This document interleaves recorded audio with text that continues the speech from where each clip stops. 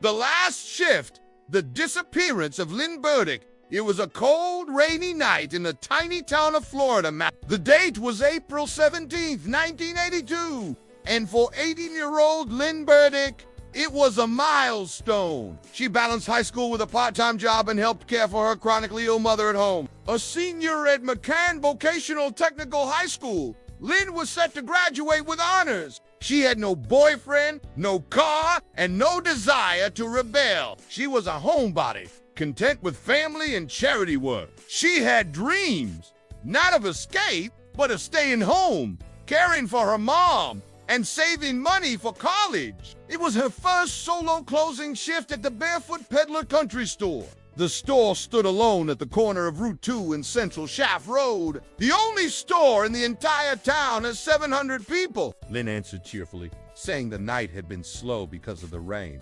Just 10 minutes later, Sue heard the bell over the store's door through the phone. A customer had entered. Police arrived soon after, but Lynn was gone.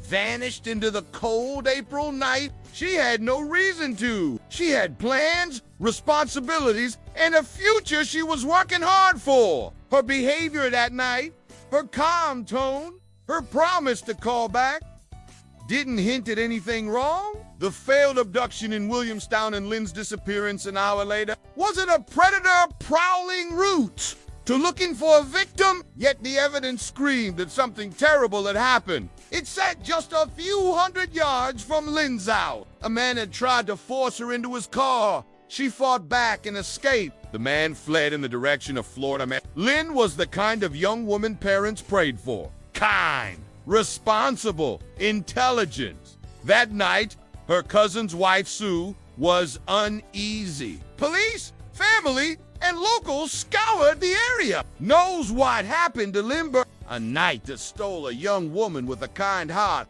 a brilliant mind, and a future full of potential. Woods, fields, ponds, but there was no trace of Lynn. No body, no clues.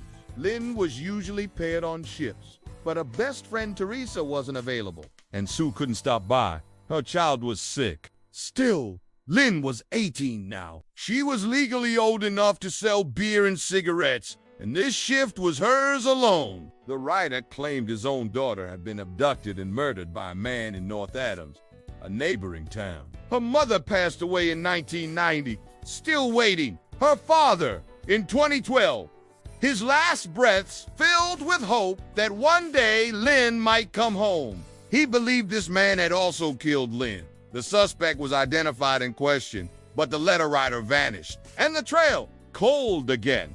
At 8:00 p.m., Sue called the store. She wore a blue and yellow checkered shirt, dungarees, white sneakers, and possibly her McCann Tech jacket with her class ring engraved with her name. She had extensive dental work, another possible identifier.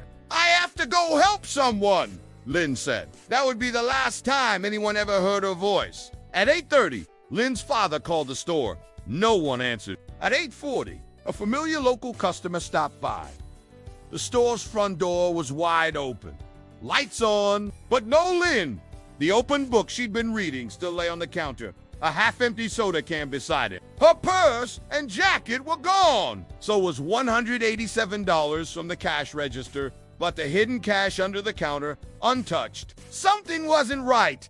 Within minutes, her family rushed to the scene. Authorities quickly ruled out the idea that Lynn had run away. That same evening, about an hour before Lynn vanished, another girl in nearby Williamstown, just 30 miles away on the same Route 2, had a terrifying encounter. Police believed the cases were connected. Searches were launched. Then, 13 years later, a break or a cruel mirage. In 1995, Lynn's father received an anonymous letter. Lynn's parents never gave up. They left the porch light on every night for decades, just in case. Today, her brother Brian lives in the family home, and the light is still on. Lynn Burdick was 5'4", 115 pounds, with blue eyes, brown hair, and glasses. It has been over for decades since that rainy night on Route 2. A night that shattered a family and still no answers, no justice. If you know anything, please call the Berkshire State Police Detective Unit at 413-499-1112 because someone, somewhere, for more real crime news and stories, subscribe my channel and like the video. And thank you very much for watching the video.